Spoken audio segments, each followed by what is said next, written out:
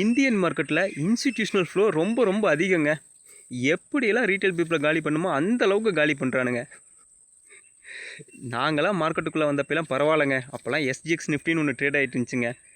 சில நம்பருக்கு தெரிஞ்சிருக்குன்னு நினைக்கிறேன். அது வந்து சிங்கப்பூர் எக்ஸ்சேஞ்சில் லிஸ்ட் பண்ணிங்க ட்ரேட் பண்ணிட்டு இருந்துச்சு.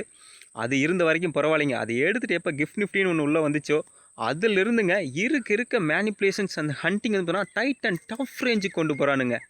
இந்த மார்க்கெட்டில் நீங்கள் ஸ்டாண்டர்டாக சர்வே பண்ணோம்னாவே இந்த முழு வேக்காடாக யாரெல்லாம் இருக்காங்களோ அவங்க மட்டும்தாங்க ஏதோ கொஞ்சம் சம்பாதிக்க முடியுதுங்க. அவங்களே உழுக்குறாங்க, போட்டு உழுக்குன்னு உலுக்கி ஒரு சில நேரங்களில் காஸ்ட் டு காஸ்ட்டில் எக்ஸிட் ஆயிடலாங்க. இந்த மற்றபடிக்கு இந்த அரை வேக்காடு, வேக்காடு, வேக்காடெல்லாம் இன்னும் இந்த பழைய பஞ்சாங்கத்தையே பார்த்துக்கிட்டு இருந்தீங்கன்னு வச்சுக்கோங்க. இதுக்கு மேலே முடிஞ்சா இது வரைக்கும் போகும், இதுக்கு கீழே முடிஞ்சா இது வரைக்கும் போகும், டபுள் டப்பு, ட்ரிபிள் பாட்டம், இந்த இண்டிகேட்டர் ஃபாலோ பண்ணு, நர்வஸாக மொத்தத்தையும் உருவிட்டு விட்டுருவாங்க. அதெல்லாம் ஒர்க் அவுட் ஆகும். எதுக்கு தெரியுங்களா ஒர்க் அவுட் ஆகும்? உங்களுக்கு நம்பிக்கையை கொடுத்து உங்கள்கிட்ட இருந்து உருவருக்கு ஒர்க் அவுட் ஆகும். அப்போ தானே அவன் சம்பாதிக்க முடியும்.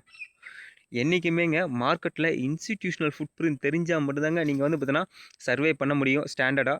அவனையே ஒரு சில நேரங்களில் போட்டு உழுக்குன்னு உழுக்குறானுங்க.